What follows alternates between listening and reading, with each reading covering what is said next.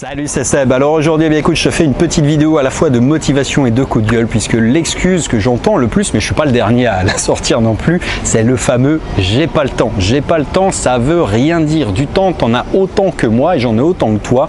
Même si tu es un gros dormeur, moi aussi je le suis, je dors 7 à 8 heures par nuit, donc tu vois, je suis pas quelqu'un qui dort assez peu et du coup, du temps, t'en as à peu près pareil que moi. Bon, je vais t'expliquer un peu comment je structure mes journées et ce que je mets dedans, et tu vas voir que si j'arrive à faire autant de choses, alors peut-être que ça tient aussi à de l'organisation, etc., et peut-être que j'ai une vie qui est plus simple aussi, et c'est vrai que ça y participe, mais malgré tout tu vois que le temps c'est jamais qu'une question de priorité. Moi, ce que je fais en fait, ma journée type, c'est je me réveille à 5h30 du matin. 5h30 parce que tu vois, au départ, moi je viens de Bourgogne. En Bourgogne il fait nuit noire à 5h30, c'est pas un truc que je faisais quand j'étais jeune, mais pour autant j'ai appris avec le temps à apprécier de me lever de bonne heure, spécifiquement en Asie, parce que déjà il fait jour plus tôt, donc c'est plus agréable. Effectivement, quand tu te lèves en France à 7h30 en plein hiver, il fait noir, il fait gris, c'est pas beau, c'est moche. Ici il fait quand même soleil, ça pousse un peu plus à l'action, c'est vrai, mais ceci dit, c'est surtout pour une question de calme. C'est-à-dire que je me suis aperçu avec le temps et avec sans doute l'âge aussi que, eh bien, tu vois, être réglé un petit peu sur notre rythme animal qui était de dormir en fonction des cycles lumineux, c'était respecter un petit peu la manière avec laquelle on est tout simplement codé et câblé, quoi. Donc ça marche assez bien. Quand tu te lèves le matin, c'est le moment où tu as le plus de pêche, le plus de patates. Alors moi j'ai des petites routines habituelles, je viens pas du monde du développement personnel, encore une fois c'est un truc qui est arrivé sur le tard dans ma vie, contrairement à des gens, tu vois, qui sont nés un peu de la génération YouTube, qui ont tous baigné dans le développement perso. Mais moi, à mon époque, quand j'avais 20 balais, si tu veux, le développement personnel c'était très éloigné de mes priorités. C'est un truc dont on parlait pas et dont j'avais jamais entendu parler, pas plus que des revenus passifs d'ailleurs, mais tu vois que c'est générationnel, et c'est surtout la magie en fait de l'accessibilité de l'information aujourd'hui qui fait ça. Tout ça pour dire que moi je pratique un tout petit peu de rituel matinal, je suis un peu moins assidu que je ne l'étais à certaines époques, parce qu'on teste des choses, puis tu t'aperçois qu'il y a des choses qui vont bien, d'autres qui vont moins bien. Bon bref, tout ça pour dire que j'ai des toutes petites routines, mais que ça conditionne un peu ma journée et que j'essaye de démarrer assez tôt ma journée pour travailler aussi, et que eh bien, je vais faire quelque chose qui va être, après mon emploi du temps il change en fonction de mes envies, des cycles également dans lesquels j'évolue, mais aujourd'hui voilà comment je fonctionne. De 6h à 6h30 à peu près, je commence à travailler vraiment.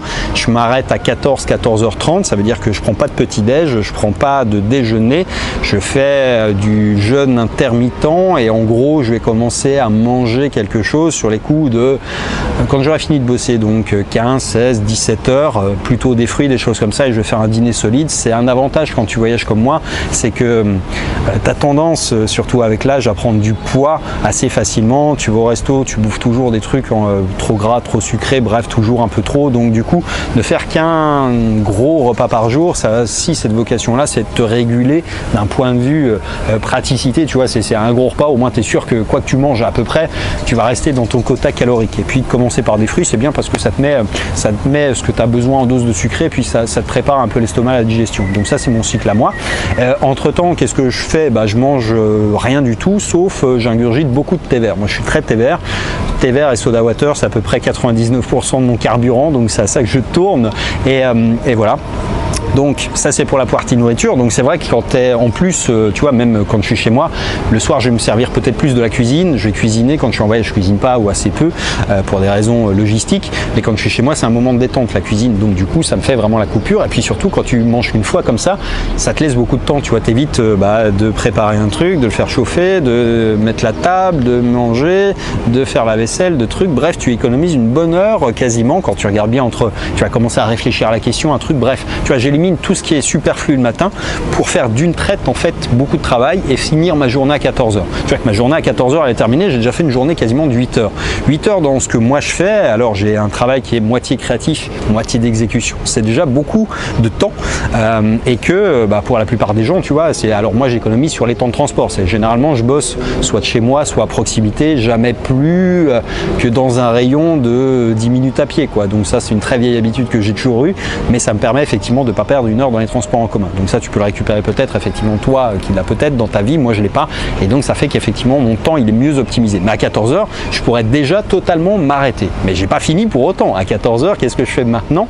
Tu vois que là je suis parti dans un cycle où en fait je vais voyager quasiment pendant un an à raison de 3 semaines par mois. C'est à peu près, tu vois, je vais pas dire 3 semaines c'est millimétré, ça va être en gros c'est à peu près ça la logique. Et donc ça veut dire qu'avec ça, je dois me déplacer, changer d'hôtel, d'Airbnb, découvrir des villes, des quartiers, faire un peu de tourisme. Alors je vais pas, tu vas me transformer en guide touristique parce que c'est pas ce qui m'amuse et c'est pas ce qui me fait kiffer, donc je le ferai pas. Mais ça va me permettre en revanche d'être dans des nouveaux environnements, d'enregistrer des vidéos, d'écrire un email quotidien pour bien cette chaîne, pour la communauté, pour les infranchis, de préparer des formations qui elles ne tiennent pas en fait dans la partie des 8 heures. Le 8 heures là je vais le dédier exclusivement à mon activité pro, c'est-à-dire des formations de marketing, parce que je suis en activité marketing, donc tu vois, ça c'est la partie là. Et puis le reste, je vais le faire sur mon temps libre, entre guillemets. Je vais en profiter également pour découvrir un peu les endroits dans lesquels je me balade, pour me promener, reposer un peu, lire un peu, discuter avec des gens, rencontrer des gens, et tout ça pour arriver à peu près à me coucher le soir à 20h pas 20h, pardon, à rentrer sur les coups de 20h à peu près, tu vois, du resto, je vais manger, je vais dîner assez tôt parce qu'évidemment quand tu fais qu'un repas, c'est voilà, et donc d'être à peu près endormi sur les coups de 22h. Et ça c'est une mécanique que je répète 6 jours par semaine. Donc tu vois que effectivement tu peux faire beaucoup de choses et qu'encore une fois c'est à la fois une question de priorité. Ça veut dire que du temps, tu en as comme moi, simplement tu as décidé ou tu t'es fait imposer un rythme qui est différent, c'est-à-dire que l'ordonnancement de tes priorités est différent des miennes. Moi j'ai fait beaucoup de ménage dans ma vie, dans plein de choses, pour éliminer tout ce qui contrariait ma volonté de contrôler mon temps, sachant que le temps c'est ce que tu as de plus précieux dans ta vie. Mais ça a un avantage, c'est qu'à la fois il est compté pour tout le monde, pour toi comme pour moi, mais que tu vois quand il est bien utilisé, à 14h tu peux déjà avoir terminé complètement de travailler, si tu travailles pour toi et si tu définis les modalités évidemment, en ayant fait déjà une grosse journée. Je rappelle que moi je fais partie des gros bosseurs du net et donc du coup avoir déjà quand même fait beaucoup de choses et puis continuer malgré tout parce que tu es dans une dynamique en fait où tu es dans l'action. En fait, ce qui compte, c'est que tu vois, beaucoup de gens se dispersent, je pense, et aujourd'hui on est absorbé par un téléphone, absorbé par l'ordinateur. Tu allumes ton truc, il y a un machin qui bip, un autre qui t'appelle, une pub qui bump, un truc, tu es sollicité en permanence et tu te fais voler ton temps en réalité. La plupart des gens que je vois, en fait, ils sont juste mal structurés, mal organisés, ils passent d'un truc à un autre, d'une interruption à un autre. Total des courses pour faire un email, ils vont passer 2 heures parce qu'il y a machin qui ouvre la porte, le téléphone qui sonne, ils répondent, le truc qui rentre. Enfin, tu vois, c'est pas possible de bosser comme ça. Si tu veux bosser efficacement et si tu vas abattre beaucoup de choses, encore une fois, il n'y a pas de mystère. Il faut être structuré pour, ou alors il faut déléguer, automatiser. Enfin, l'un n'empêche pas l'autre pour autant, mais il faut surtout que tu aies mis, toi, des priorités en place. C'est-à-dire que, tu vois, moi, j'ai considéré que le matin, à 14h, si je fais rien, c'est pas grave, tu vois, parce que ma journée est finie. J'ai fait l'essentiel, mieux, j'ai fait tout ce qui était indispensable pour non seulement produire ce que j'ai besoin de produire chaque semaine, mais pour mettre également en place toutes les actions pour faire grossir mon activité. Et puis surtout, le reste de la journée, je m'occupe de moi, c'est-à-dire de moi, de mon bien-être. Je fais d'autres choses, je me lave un peu l'esprit, je discute avec toi au travers de différents canaux, en vidéo, en audio. Là, je vais faire une trentaine de vidéos sur le mois qui va arriver, et puis je vais voir si je le maintiens ou pas, peu importe. Enfin, tu vois, c'est plus un loisir qu'autre chose. Ça m'amuse de parler devant la caméra. Moi, ça me demande pas beaucoup de temps. C'est aussi ça l'avantage quand tu répètes les choses au quotidien, c'est que tu deviens forcément meilleur. Tu vois, la première vidéo que j'ai faite, je m'interrompais, je reprenais, je coupais, machin, etc. Aujourd'hui, je pose la caméra, je l'allume, j'éteins, je finis. Quand je monte la vidéo, tu vois, j'ai pas de monteur parce que moi, je branche le truc, je coupe 10 secondes au début, 5 secondes à la fin, je mets un effet de truc et j'exporte et c'est tout, quoi. Donc pour moi, c'est très facile, mais parce que je l'ai répété et répété et répété et répété. Et c'est valable pour toutes les choses que tu fais. Donc, ce qui veut dire que si tu veux faire quoi que ce soit, en fait, quel que soit l'objectif que tu poursuis, il faut être capable de le découper en objectifs qui sont beaucoup plus courts et puis surtout de répéter une mécanique quotidienne invariable. Tu vois, moi, en fait, tout ce que je fais aujourd'hui, eh bien, je suis capable de le faire quels que soient à peu près les environnements. C'est-à-dire, sauf vraiment si je devais faire des calls et des trucs, il y a des endroits où j'ai pas le net. Mais hormis ça, je peux travailler d'une manière asynchrone parce que j'ai éliminé des choses qui me permettaient pas de le faire. Et puis, j'ai raffiné des process pour arriver à cet objectif-là. Et puis, j'ai éliminé tout le reste. C'est-à-dire, moi, quand je vais sur Facebook, je vois pas un flux d'actualité. C'est-à-dire que j'ai un truc qui me le bloque. Moi, je vois jamais de pub. Je vois pas de trucs qui peuvent capturer mon attention. Et quand je vais sur Facebook, en fait, c'est dans un objectif qui qui est très précis, c'est de répondre à quelqu'un sur un message ou bien d'enclencher une campagne pub. Donc tu as le choix en fait d'être soit spectateur de ta vie, soit totalement acteur. La plupart des gens en fait aujourd'hui sont dans une espèce de matrice, un monde où en fait t'es jamais qu'un mouton qui est bon à consommer et en fait eh bien on vole ton temps, ton attention et en fait eh bien c'est ça qui bloque la plupart des gens parce que du temps, encore une fois, on en a la même dose à peu près, tu vois, sauf quelqu'un qui va me dire je dors 15 heures par jour, peut-être que tu en as moins que moi, mais là il faut que tu revoies certains process parce que c'est pas normal de dormir autant quoi. Mais hormis ça, tu vois, en dormant 8 heures, je suis pas un surhumain, il y a des gens qui dorment beaucoup moins, je connais des gens autour de moi qui dorment 4-5 heures, qui font ça depuis des années, mais parce que leur biologie est comme ça, moi je suis pas comme ça, donc même tu vois, en ayant, déjà ça te fait une bonne journée quoi, et tu vois qu'en bossant 8 heures, mais il te reste 8 heures, il suffit juste d'être bien organisé, puis d'arriver à équilibrer tes journées. Ça demande de la discipline, beaucoup de discipline, et c'est souvent ce qui manque aux gens. Parce qu'en fait, le monde dans lequel on évolue est basé sur quelque chose qui va à l'encontre de ce principe-là. Ce qu'on veut de toi, c'est pas que tu sois discipliné pour que tu atteignes tes objectifs. Ce qu'on veut de toi, c'est que tu sois un bon consommateur, quelqu'un qui regarde les pubs, quelqu'un qui clique, quelqu'un qui achète, quelqu'un qui fait des crédits, quelqu'un qui s'endette, quelqu'un qui va bosser, quelqu'un qui paye, quelqu'un qui rapporte de l'argent. Alors que ce que moi je fais, je suis plutôt dans une politique qui est inverse, c'est-à-dire je suis pas tant spectateur qu'acteur finalement du truc. Je sais plus si j'ai pas fait une confusion sur le terme là juste avant, donc tu auras sans doute corrigé. Il y a beaucoup trop de gens qui sont juste spectateurs et ce qu'il faut devenir finalement c'est acteur. Et si tu reprends le contrôle à la fois du temps, à la fois de tes objectifs, de ta motivation, de tes envies et que tu t'organises, parce qu'il n'y a pas d'autre méthode évidemment, si tu veux arriver à faire quelque chose, il va falloir que tu le fasses toi, il va falloir que tu te structures pour y arriver. Donc moi mon objectif c'était de voyager, de développer cette chaîne et de continuer à développer l'activité professionnelle que j'ai par ailleurs sur BHM.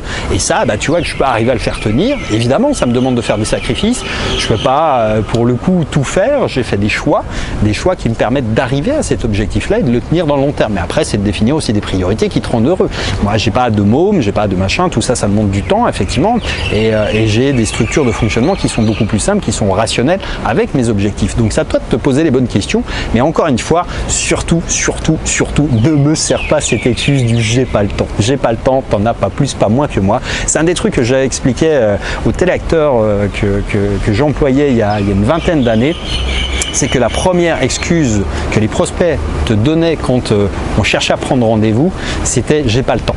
J'ai pas le temps, mais t'as pas le temps. Si, t'as le temps comme tout le monde en fait. C'est juste que ce que tu cherches à me dire, c'est que ce que je te propose n'est dans ton esprit pas suffisamment important pour que tu l'aies mis tout en haut de tes priorités.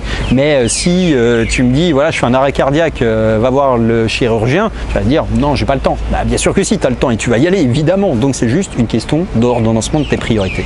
Donc pose-toi les bonnes questions. Si aujourd'hui tu répètes que tu n'as pas le temps, c'est juste que tu t'organises mal, que tu n'es pas cohérent avec tes objectifs et puis surtout que tu n'as pas repris le contrôle parce que personne ne va te le donner, il va falloir que tu le fasses et il n'y a pas d'autre méthode que ça. Mais en revanche, eh bien, cette maîtrise de ton temps, cette maîtrise de ton attention, c'est ce qui te permettra d'atteindre des objectifs, de les atteindre et de les dépasser et de casser des plafonds de verre, des choses que tu pensais inimaginables peuvent devenir vraiment atteignable quand tu as une mécanique qui est une mécanique qui te correspond. Encore une fois, l'idée c'est pas de te transformer en mec qui va bosser 16 heures par jour, tu vois, c'est même pas ça l'idée. Moi je le fais parce que ce que je fais m'amuse et parce que ça m'intéresse.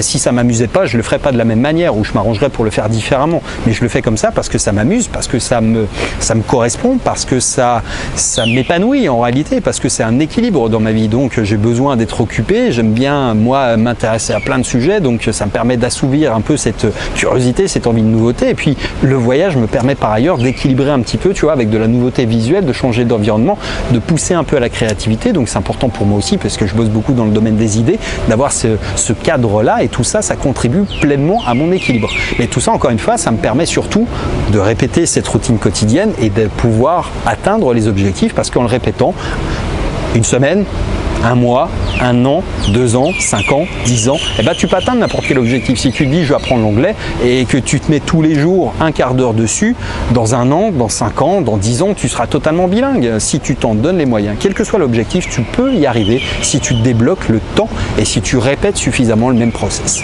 Donc voilà pour cette vidéo qui, je l'espère, t'aura mis un peu en face des yeux la vraie réalité.